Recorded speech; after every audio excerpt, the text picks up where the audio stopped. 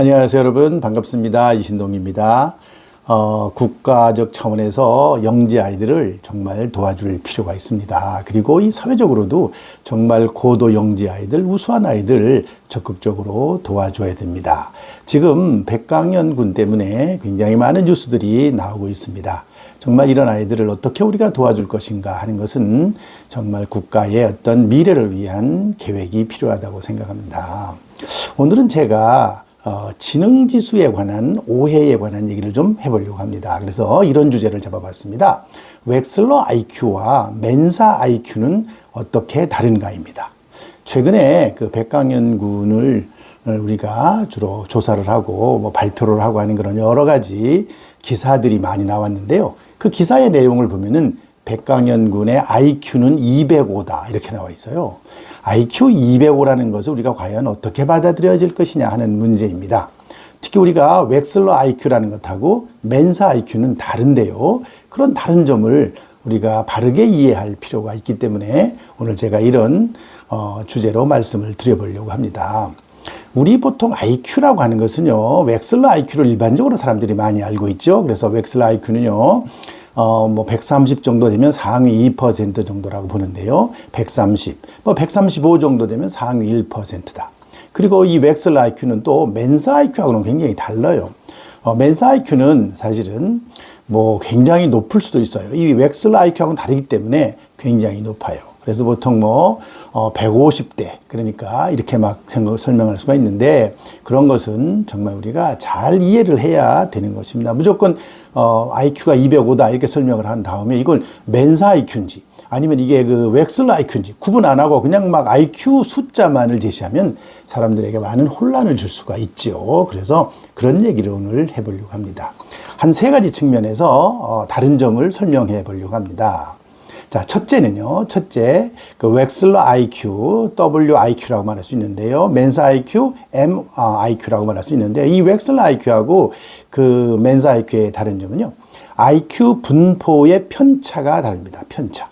이 편차라는 것은 바로 우리가 이 IQ를 가지고 설명할 때 이 IQ 지수라고 하는 것은요, 통계학적으로 정규 분포라는 것에서 그 위치, 상대적 위치를 갖고 점수를 부여하는 거예요. 그러니까 상위 1%에 들어가는 아이다. 그러면 우리가 웩슬러 IQ에서는요, 135라는 거로 정해서 불러주는 거예요. 그리고 딱 중간에 있다. 그러면 100이라는 걸로 불러주는 겁니다. 그런데 그거는 편차가 얼마냐면은 이 웩슬러 IQ는 편차가 15입니다. 일반적으로 우리가 15로 받아들이고 있어요. 그런데 비해서 멘사 IQ라고 하는 것은요, IQ의 편차가 24입니다. 그렇기 때문에 만일 웩슬러 IQ에서 130이라는 IQ 나왔다는 것은 멘사 IQ에서는요, 148하고 같습니다. 130이라고 하는 것은 상위 2%거든요. 2%인데 멘사 IQ에서는 148이라고 같은 걸로 봐야 돼요. 이거를 구분 안 하고 막 쓰면은 사람들이 멘사 IQ를 막 얘기하면은요, 와, 굉장히 높다. 웩슬러 IQ하고 혼돈을 하면은 안 된다는 얘기죠. 그래서 보통 135라고 하는 그런 IQ, 135는 상위 1%거든요. 상위 1%라고 하는 것은요, 멘사 IQ에서는 156 정도 되는 겁니다. 상위 1%면 156이 나오는 것이죠. 이런 식으로 굉장히 달라요, 편차가. 웩슬러 IQ에서 145라고 하는 것은요, 145라고 하는 것은 0.11% 정도 되거든요. 0.11% 되는데, 이거는 멘사 IQ에서는 172가 되는 겁니다. 보통 이 웩슬러 IQ는요, 그래서 사실은 표준 편차를 15로 쓰기 때문에 우리가 거기에 맞춰서 상대적인 수치를 부여하는 것이고요. 멘사 IQ라고 하는 것은, 표준 편차가 24입니다. 그게 다른 거죠. 이 웩슬러 IQ는 웩슬러라는 사람이 이 지능에 대한 개념 정의를 하고 그렇게 해서 만든 거고요. 이 멘사는 사실은 그 협회가 있잖아요. 멘사 협회가 있고요. 멘사 회원으로 가입하는 그럽니다. 멘사 회원에 가입하는데 얼마 기준인 줄 아세요? 우리가 영재로 말하는 상위 2% 기준을 갖고 있습니다. 멘사 IQ 똑같아요. 멘사로 회원으로 들어가려면은 IQ 148이면 들어갑니다. 148이 뭐냐? 웩슬러 IQ에서는 130 기준으로 말하고 있는 겁니다. 근데 사람들은 멘사의 회원이 되려면 148이 돼야 된대. 150이 돼야 된대. 아니 그거는 사실 그 편차를 이해 못하면 그런 소리를 하지만 편차 즉 분포의 편차가 다르다는 것을 이해하면 그런 혼란이 없는 것이죠. 자, 그리고요, 이 둘째, 멘사 IQ, 그 다음에 웩슬러 IQ의 차이점이 뭔가 측정하는 능력이 다르다는 겁니다. 측정하는 능력이 달라요. 여러분들, 이 웩슬러 IQ라고 하는 것은요, 측정하는 게 5가지 영역을 측정합니다. 5가지의 인간의 그 영역을 측정해요. 간단하게 설명을 드리면 언어 이해라는 게 있어요. 언어 이해 지표가 있고요. 그 다음에는 시공간이라는 능력을 측정하고요. 그 다음에는 유동 추론이라는 걸 측정하고요. 그 다음에 작업 기억, 그 다음에 처리 속도라고 하는 이 5가지의 능력을 측정합니다.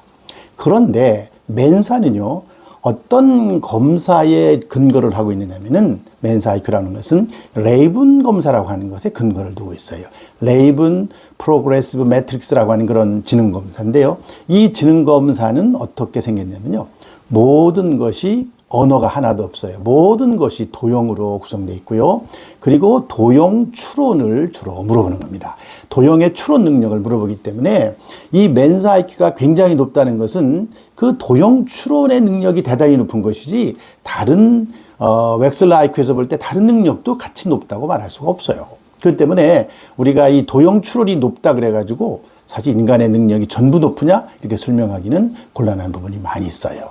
특히 이 도형 추론하고 만약에 그 웩슬러 IQ에서의 같은 비슷한 거라고 말하면 바로 유동 추론입니다. 이 유동 추론하고 거의 멘사 IQ는 비슷해요. 그렇기 때문에 웩슬러 IQ에서는 다른 것을 빼고 유동 추론 능력만 가지고 보는 것이 바로 멘사 IQ라고 설명을 할 수가 있어요. 그래서 이 멘사 IQ라고 하는 것은 굉장히 국지적인 아주 특정한 부분의 능력만을 측정하고 있다 하는 것이 조금 우리가 이해를 해야 될 부분입니다. 그래서 그것이 굉장히 높다 그래가지고 우리가 생각하는 웩슬러 IQ의 능력이 높다라고 말하기는 대단히 어렵다는 것이죠.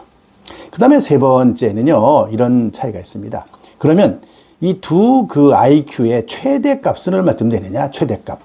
우리가 웩슬러 IQ의 최대값은요, 얼마냐면은 160점을 최대값으로 하고 있습니다. 160. 그러니까 웩슬러 IQ에서는 160이 넘는 거는 이때는 추정치예요. 그리고 사실 160도 나오기가 거의 어렵습니다. 저는 뭐 지능검사를 많이 해봤지만요. 정말 높은 아이들은 150대입니다. 150 정도 되는 아이들 굉장히 높은 아이들이고요. 사실 145만 넘어도요. 145만 넘는다는 건 얼마인 줄 아세요? 상위 0.11% 정도 되는 거예요. 145가. 그러니까 150 넘는다는 것은 뭐 굉장히 높은 것이죠. 사실 그때는 없어요. 그 사례가 없기 때문에 사실은 그 사람들의 어떤 그 지능 지수를 부여하기가 대단히 어렵습니다. 그리고 확실하지도 않아요. 150이 넘는다는 것은 마찬가지입니다. 멘사 IQ에서도 마찬가지예요. 멘사 IQ는 그러면 최대치가 얼마냐? 156점 정도밖에 안 돼요. 이 156이라는 거는 웩슬러 IQ하고 비교한다면은 1%, 상위 1%까지만 측정을 하고요. 그 이상의 점수들은 사실은 대부분 추정치입니다. 그러니까 통계학적으로 추정할 수가 있는 거예요. 왜 그러냐면은, 자, 편차로 보면 되거든요. 편차로.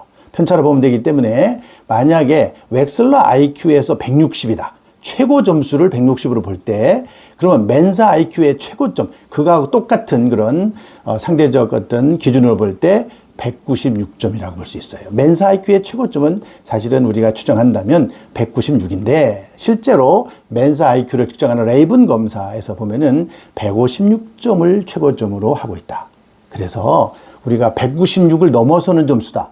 지금 그렇게 볼 때 이거는 많은 학자들이 동의하기 어려운 부분이 많이 있고요. 그리고 또 한 가지는 어떤 특정한 사람이 이 수학적으로 계산을 하는 거죠. 그 아이가 얼마나 많은 문제를 얼마나 정해진 시간에 빨리 풀었다. 그랬을 때 그 문제를 푸는 거를 가지고 푸는 능력을 보고서 이 학생은 어느 정도 상위 몇 % 정도 될 것이다. 그렇게 추정을 하고 거기에 맞는 점수를 부여한 것이라고 볼 수 있어요.